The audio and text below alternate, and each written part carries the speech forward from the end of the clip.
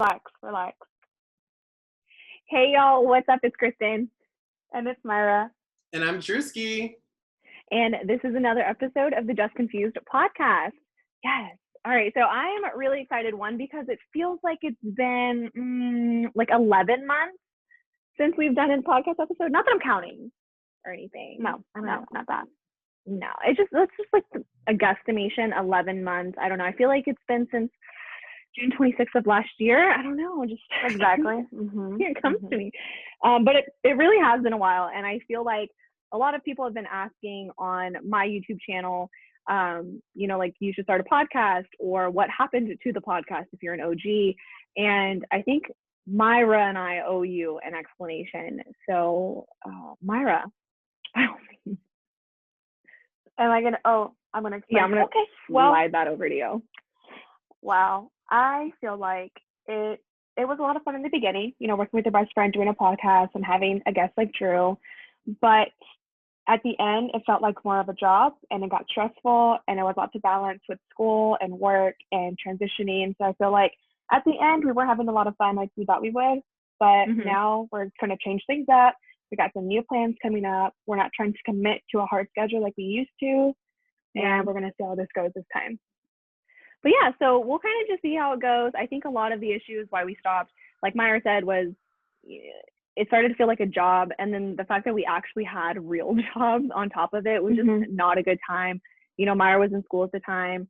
I was starting a brand new job and it was just a lot to take on for our friend dynamic. So we kind of just put it on pause for the sake of our friendship because it's way more important than talking into a microphone for X amount of hours. A little bit, yeah. So, but we figured since we are all in quarantine-esque, or at least you should be, motherfuckers, please stay home. Since we're in a quarantine, we figured it was a great idea to kind of bring the podcast back, if not to bring it back indefinitely, at least to have a little bit of fun and just bring some positivity in sorts while you guys are staying at home and staying safe. So yeah, great way to do it. And we kind of have like this really big announcement to let you guys kind of bring in on the news. I don't know if you know this, but there's someone that's gay in this exact chat room. Oh my God, who? Who is it? Well, you guys, I have thought about it for a really long time, and I finally feel comfortable to add Drew as a co-host to the Just Confused podcast. Yay! Welcome to the Yay! Welcome. Hopefully you will hold us accountable to actually posting more than 5 episodes this time. But we'll see. But for those of you who don't know, Myra and I go way back. We've been friends since 6th grade, since unibrows, puffy polo shirts. We really rocked it out in limited to gaucho pants. Like, we go way back. And Drew and I actually met in high school, and we go even deeper. I feel like if Drew wasn't gay, or if I wasn't straight, that would be my man for life. Wow. I love you. Love you. I love you. Hello. Looking good. Yeah. Yeah, I forgot you were here. So okay, back to this. Right. But we're really excited to have Drew. The three of us have maintained an exceptional friendship that goes so much further than just like a level of friendship. We're literally family. I look at these two and I'm like, I'm so blessed to have one, the hottest sisters on the planet, but also just to have such an endearing system of support behind me, everything I do. And then they're hilarious on top of that. So we're adding something different to the podcast. We should really just change our name to Y'all Were Confused and I'm Straight. So. Oh yeah, we tried, but Instagram doesn't have that many characters. Bummer. Instagram.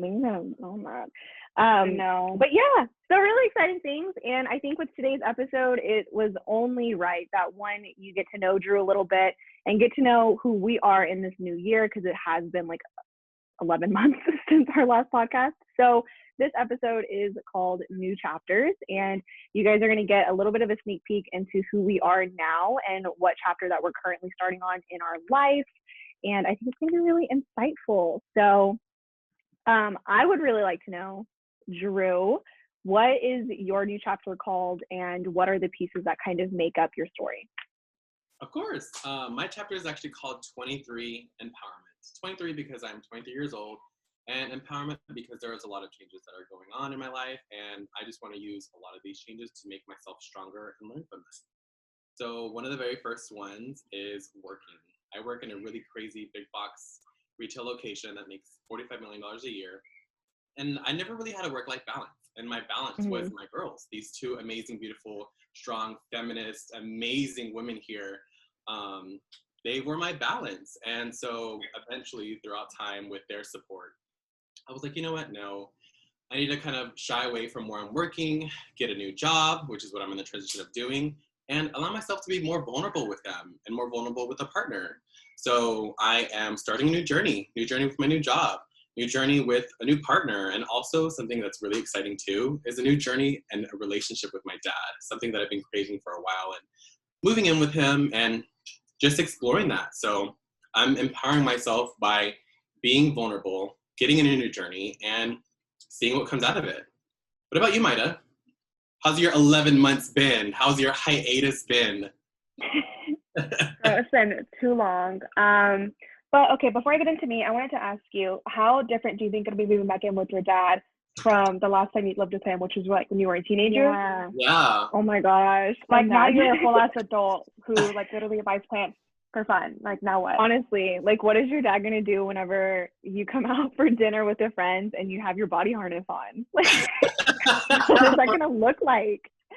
Are you gonna pack all your plants with you? Like what's gonna go on? Honestly, so my dad, he has grown a lot older with an age, and then with throughout age, you kind of like start getting a lot more chill and a lot more understanding of you know, of a lot of things, and you start letting a lot of things go. And my dad, he really wasn't easy about the whole LGBTQ thing, and now like he really wants to have a relationship with me. I really want to have a relationship with him. And to be completely honest, a relationship is both ways. So it is much as my responsibility as it is him to evolve that relationship and put it where we want to be. So whenever it comes to coming home in a body harness, girl, I have a jacket on. I'm gonna be respectful because at the end of the day, my dad is very Latino, traditional. So you know, I may have like a little like open button-up sleeve with a little like buckle showing. Ooh. You know, like a little, and then like whenever I'm out with the girls, I'm like cheese and everything. Okay. But yeah, no, it's just something that I gotta get used to, and finding the healthy boundary between like me expressing and showing him myself throughout the time that I've been in college and grown up as an adult. And also him and I getting through like the layers of like this onion and just developing a very healthy relationship that we've both been wanting so much. I really love that for you. And like, you know, you were talking a lot about finding your own expression, but earlier you said something along the lines of you want to kind of learn to express vulnerability a little bit more. And it had me thinking, because I know your background, like you said, like you've always worked in really big name stores and companies and things like that. But do you think that because of your high positions and like your leadership roles in those companies, that's kind of where your lack of vulnerability comes from? Because I know like whenever you are in a position of leadership, if you're even slightly vulnerable, it's like very hard to gain respect. Do you think that it kind of like played a role into that personally for you? No, 100%. And that's a viewpoint that I never really seen, because I've been so blessed and so fortunate by the grace of God and the way that I've set myself up for success to really be in a very powerful state of job titles. And so it kind of pretty much made me want to be like the leader that I've always wanted to be and not really show emotion. So now that I'm kind of taking a step back, allowing myself to take a step back and being like, you know what? No, it's okay. I'm human. I have feelings. Sometimes I'm amazingly happy. Sometimes I'm amazingly crazy and want to call the girls up to go get ice cream or whatever it may be, or just go hang out and watch a scary movie. But then sometimes I can be sad. I can be like, you know what? I feel a little empty right now. Like, but that's okay. And being okay with those emotions and cycling through them. So whenever I say that is so empowering. Yeah, whenever I say I want to be vulnerable, it's more of accepting those emotions. And if I feel like I need to extend my hand and say, hey, Kristen, Myra, can we talk? Or, hey, let's go get some ice cream. Like, I want to, you know, have an open dialogue about A, B, and C.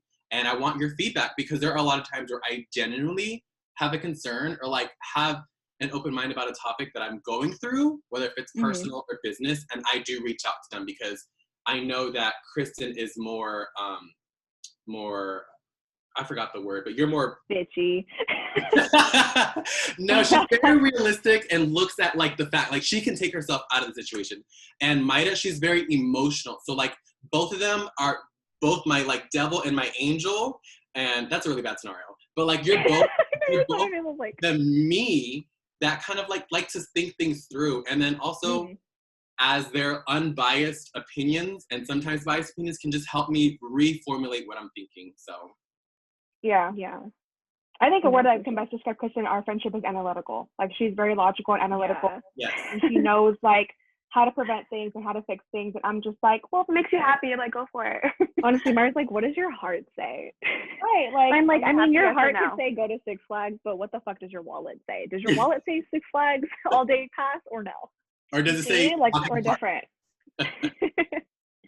No, I really love that. I feel like empowerment is something that is so like, for lack of a better word, powerful. Like once you have that moment of strength in yourself and like you understand your worth and you understand your passions and you're kind of just so sure of yourself, that takes you so far. It changes the way you carry yourself, the way you view the world, the way you view your life. You know, it's empowering. Thank you. Yeah. Sure. Thank you for sharing that with us. I feel like your story has a lot to relate to my story because I've also had to do some like major self-worth and like self-care journey. And I am calling my little chapter like Flags to Flowers because I am known for being with shit people who don't treat me right, but I stick around because I'm waiting for the flags turning to flowers. It's like red flags looks like Six Flags, you know, like I'm just having a good time. That's not the case.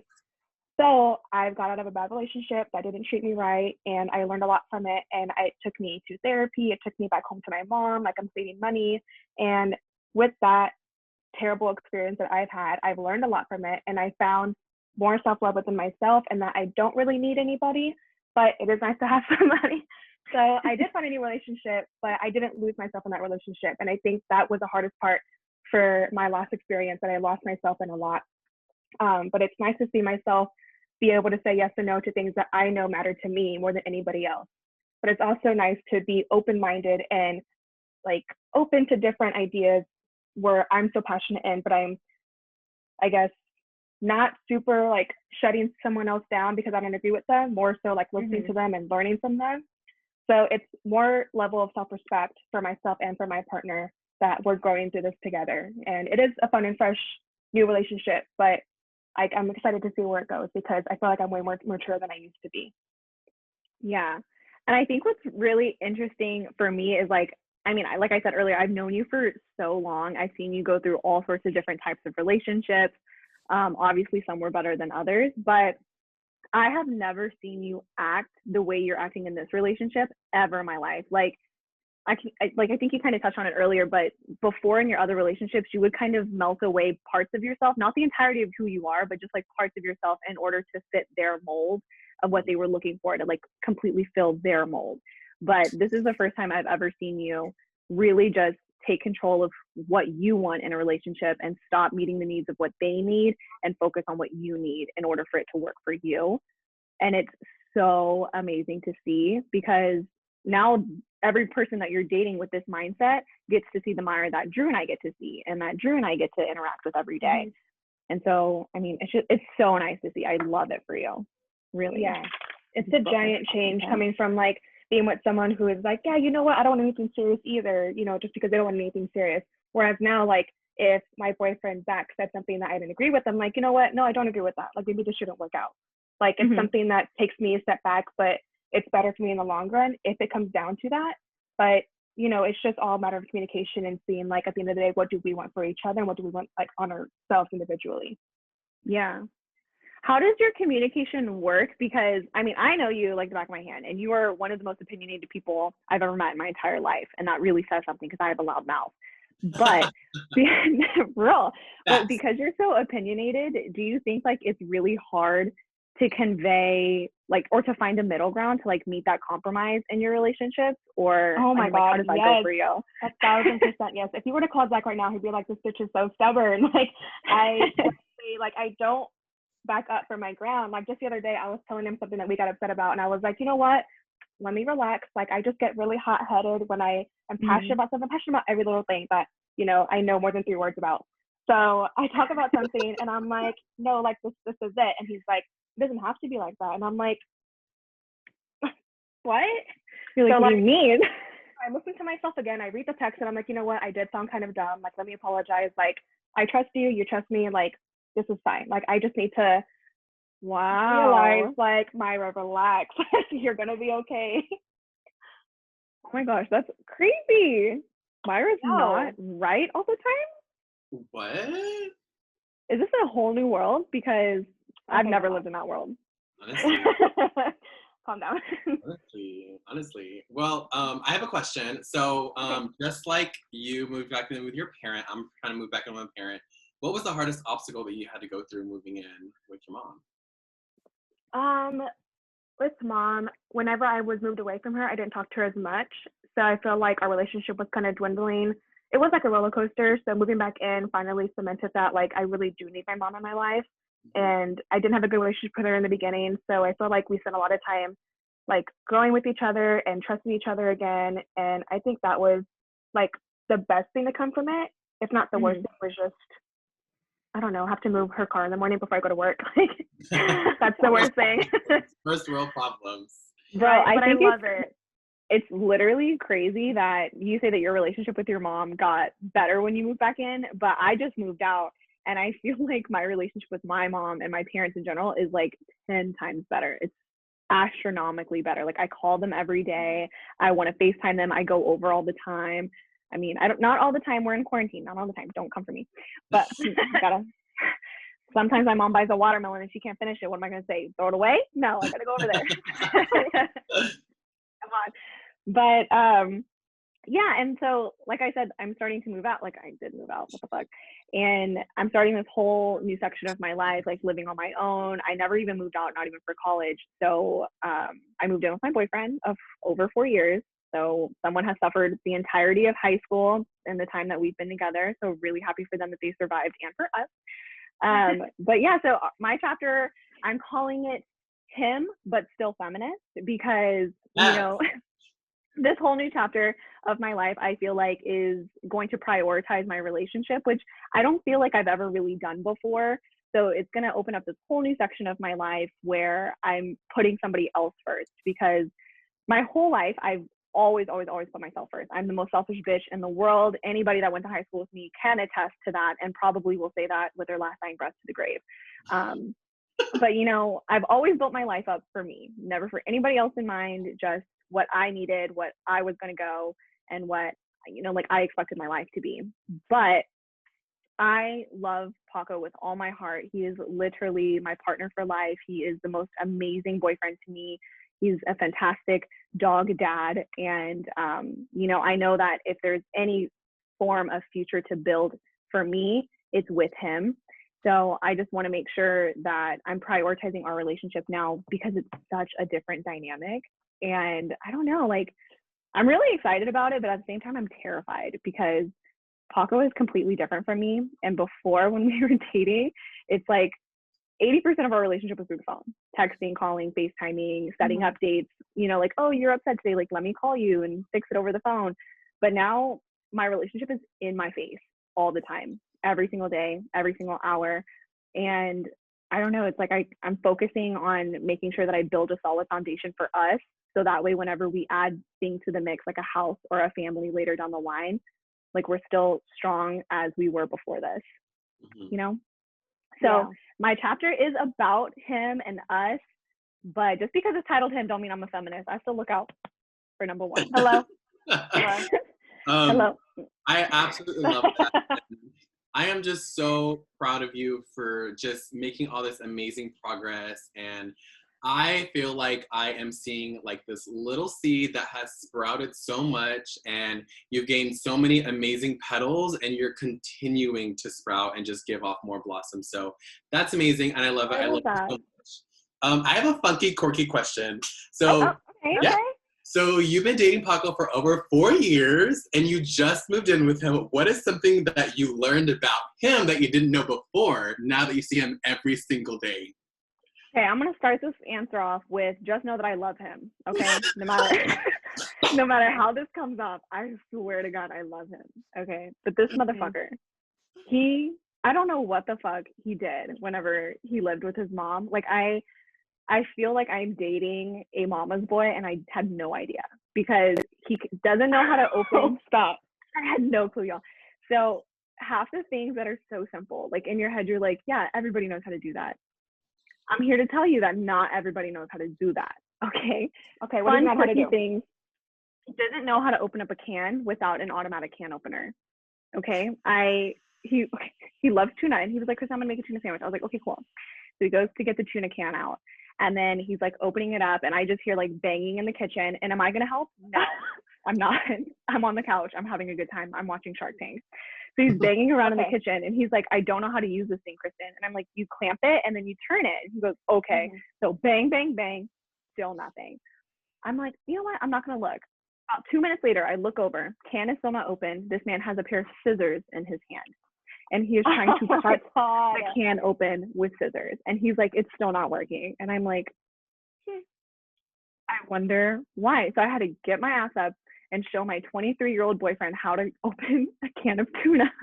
That's love. That's love. Oh no. Yeah. And then I was like, do you know how to make a tuna sandwich? He's like, yeah, Chris, I know how to make a tuna sandwich. He literally just takes the tuna straight out of the can, drains it, and then puts it on a piece of bread, and that's a tuna fucking sandwich. Where's the mayo? Where is the mayo? I was like, honey, what the fuck are you doing? Like, what is that? It was so weird. Like, he doesn't know how to do like the little things. That's struggle food. It is struggle food. And I'm like, Paco, you were well off. Like, what's going on? Listen, I'm glad you drained it. Listen, I asked you what you learned. I didn't ask you to roast him because you just roasted his ass.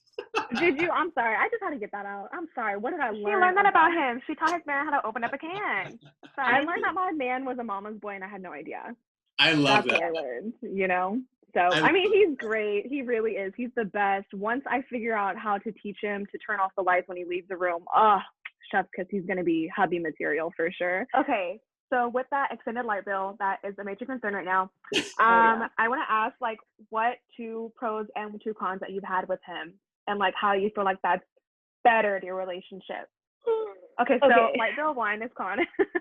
Yeah, definitely that he doesn't think about turning off the light whenever he leaves the room. That's like definitely a con for me, because I mean, I'm a teacher. I don't got salary like that. Like, he has a STEM job, so he knows like he's only going up from here. But I'm a teacher. Like, it's a struggle bus. So he doesn't really think like that. That's definitely one con. Another con would be whenever we argue now, it's really difficult because like at least I try to argue in a way that's like, I'm not really arguing with you, but it's clear that I'm irritated. And he doesn't like to argue when everybody's still upset. He likes to acknowledge that we're irritated with each other, and then separate, and then kind of have our own thoughts, and then come back and be like, okay, like my bad, but I hope that you figure out like this is what I meant, and like this is what you said, and like let's get to a middle point. But I'm not like that. Like, if I'm irritated, I'm gonna let everybody in this whole complex know that I'm irritated, because that's how I am. I'm a loudmouth. Like, I don't know. I'm a Leo. Ew. I don't mean that. I thought she was a bitch. Yeah. So those are definitely the 2 cons. Like, and I don't even think of the first one as like a real con, because it's kind of quirky. Like, he's still kind of cute. Like, my man doesn't know how to open up a can of tuna. Like, cute. I love him. Light bills. Oh, fuck it. Like, what's a couple cents to love? I don't know. That was stupid. Anyways, pros though. The definite pros are every day I wake up feeling like I'm the luckiest woman in the world when I get to wake up next to him. And I feel like being together all the time has really done so much for our relationship, because before, the biggest strain was that I always felt guilty for not prioritizing our relationship, like not making extra time after work when I'm exhausted to go over and see him, or not being able to have every single day of the weekend dedicated to spending time with him and his family and seeing my dog, you know. But now that we're all together, like, I have no guilt anymore. And sometimes I feel like I'm obligated to like, oh, I have to, you know, make him dinner so he's not hungry. And he'll just grab me and he's like, I can eat cereal. Like, it's fine. Like, I know you're busy from work. Like, go finish grading papers. Like, I'll take care of dinner. I'll cook a Hot Pocket. Like, it's fine. Oh, yeah. He's just so endearing. And it's like, that's definitely been the biggest pro, is just like the clarification that I picked the right partner for the rest of my life to be, you know? And then another pro is, you know, my sex drive's back. I don't know how else to phrase that. There's no. Yes. Stop that. We love that. Okay, big pro, big pro. But yeah, it's just like we have so many different life changes, but I feel like in some way all of our life chapters are kind of like tied to one another. Like, I think it's the same thing. Like, we're all going through something very similar. Like, it's not a new relationship, like a better relationship, or moving. Like, we're all moving, you know? Yeah, it's just kind of crazy that none of us planned for any of these things to happen. Like, literally all of it changed in a matter of a month.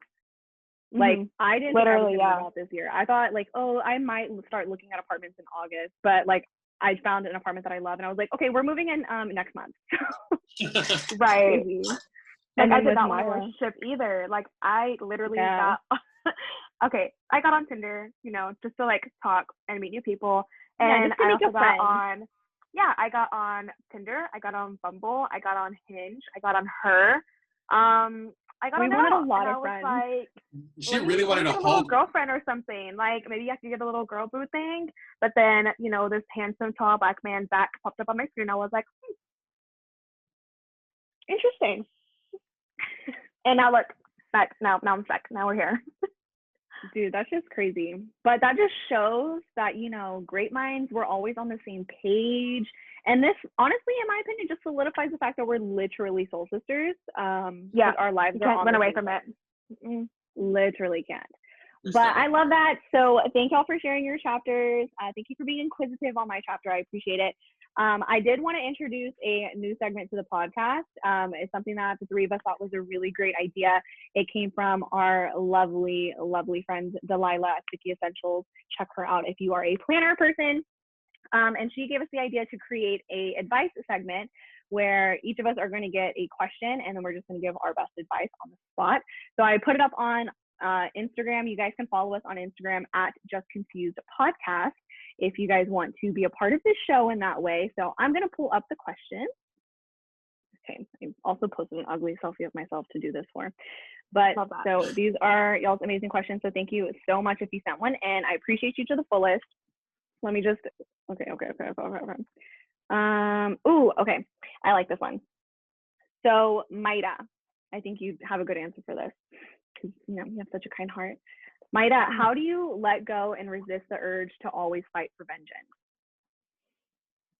So, I like to think of myself as a very, like, you get what you get type of bitch, and if you don't get it, then you have to get it. But it's not always like that. And if someone has wronged you in the past, you just have to learn from it and grow from it. And if anything, you want to wish them well, because obviously they need it if they caused you so much hurt. And if you don't wish them well with you, like, at least wish them well with somebody else. If it's not tomorrow, like in 10 years, like, eventually they can be happy, you know? Like, anybody who's wronged you, an old boss, a family friend, a family member, like, it's not for you. It doesn't have to be for you, but you don't have to want to kill them all the time. Like, you know, they can live. You know, I just think as long as you learn from it, you have to realize, like, you will be a better person after this experience and after you've grown from it. And then you have to let it go. Because if you don't let it go, you're going to dwell on it forever and always look at their, like, Facebook or wonder what they're doing or see, like, if they got a better job, like, whatever. Just drop it. Forget it. You're better than that. Oh, I love that. You are better than that. You are. Like, hello? Fuck your last boss. Fuck them. Fuck them. Fuck that toxic old friend. Fuck them. Fuck that. Okay, Drew, speaking of toxic old friends, I want to throw this one to you. Ooh, okay. So I thought this question was really good for you because, I mean, you know, I've always looked up to you as far as, like, your work ethic and just, like, your state of character. So, Drew, how do you deal with your life after college? This is literally the first couple months since I've graduated, and I just don't know where to go from here. That's a really good question. So this is gonna, like, be different for everyone, but I really think of just having a solid plan and having the drive to work for all these little, like, checkpoints. And then also rewarding yourself whenever you come to these plans and you mark one thing off, because I'm a person that's very organized and I love to-do lists. You create a really realistic to-do list for you. And that's funny because she's a planner. A really realistic to-do list. And then you can have like a dreams and aspirations section and just do one by one by one and just boom, boom, boom, start planning. You'll start feeling more organized and you'll be like, okay, if I want an attainable dream or attainable job or, you know, attainable next chapter in my life, you really have to be the one to be that pilot and steer yourself that way and not just wish for these things to happen. You just got to work for it. Ooh, okay, hard work. Come in. Yes, we love lists. Wow, that's that leadership right there. And I wanted to save a question for myself. Oh, okay. What is it? What is it? So I got this question multiple times. So that's how I picked it. Not like I didn't pick and choose which question I would answer the best and sound the best. But I got asked, how did I know that I wanted to go into teaching? I have no idea what to do with my life. How did you get there? And would you recommend being a teacher? So funny thing is, I have no idea what I'm doing with my life either. I just have a really great way of making it sound like I do. But in all seriousness, the journey to getting into education was like the last thing on my mind. When I came out of college, I had every intention to continue to work in sports. I had worked in sports for like 2 years while I was in college. And I was like, you know, I have this experience. I'm going to work for a major league baseball team. I'm going to really go out there and kill it. Everybody's going to want a piece of this shit. And then I got into a really great job and I hated it. When it came down to it, I hated the atmosphere I was in. I did not like the organization I worked for. I didn't feel valued as a woman in sports, which that's like a joke on its own. Value for women in sports, that's non-existent. But it was just like, it wasn't a good environment for me to be in. So I picked up a part-time job to get extra cash as a substitute teacher, working for just like a charter school. So as a sub, I would just kind of like take classes every now and then. Ended up fucking loving it. I loved being around these kids. Most of it was because there was like a lot of 6th grade drama and I lived for it. I thought it was hilarious. So I liked building relationships with the kids that I saw because I got to go to the same classes a lot. And one way or another, I kind of just realized that I loved being there for those kids. I liked building a relationship with them to make them see that coming to school isn't just about 2 + 2 = 4. It's not just about capitalizing letters. It's about creating a social environment that's healthy, that doesn't have the pressures of society, right? To kind of like allow you to grow into your own. And then it made me realize I wanted to be a guidance counselor. So being a teacher is kind of on that track to being a guidance counselor in Texas. So that's why I am where I am. I love teaching. So if you have a heart of gold and patience of a fucking elephant and you want to be a teacher, I say go for it. It's pretty lit, not gonna lie. Pay sucks ass, but if you find the right grade and you have a great group of kids, it's totally worth it if your passion's there. But if you're going into teaching and you're just like, I just need it for the cash, you're gonna hate it. It's literally gonna be the worst. Your kids won't remember you. You won't have a great experience. You won't build relationships. And that's honestly what it is. So I love it. It's really fun. It's great to see the kids, and they're always popping into my room if they're in my class or if they're not. They're like, hey, Miss F, can I talk to you? Hey, Miss F, I think I'm a lesbian. And I'm like, oh my God, hi, let me come on in. Like, let's talk right now. So I'm really excited. It's just my track. I want to be a guidance counselor in the long run, and this is just one stop on that journey. So I encourage you to go after what feels right. Even if it's not your plan, it's not what you originally had in your head. If it feels right, run with it and just see where it goes from there. Thank you. Advice. Good advice. GA. Good advice. Thank you. But that was all the advice questions. Well, it wasn't all of them. If I didn't answer your advice question, I'll answer it on my Plan With Me plug Planning Kalo on YouTube. I try to upload every week. Definitely check that out. I will also link Myra and Drew's Instagrams down below so you can follow us along with our podcast page where we will announce if and when we post new episodes. So that is going to do it for us. Thank you guys so much for watching our reunion ? Episode of Weird. I know, it's like, I don't know what this is. It's just a hangout. It's a kickback. It's a kickback on Zoom. I really feel like we just did like a whole gender reveal to let everybody know Drew was here. From us. You know? I'm here. It's a boy. She's a It's queen. a gay boy. Honestly. But thank you guys so much for watching. We will catch you next time. I'm Kristen. I'm Myra. And I'm Drewski. And this was Just Confused.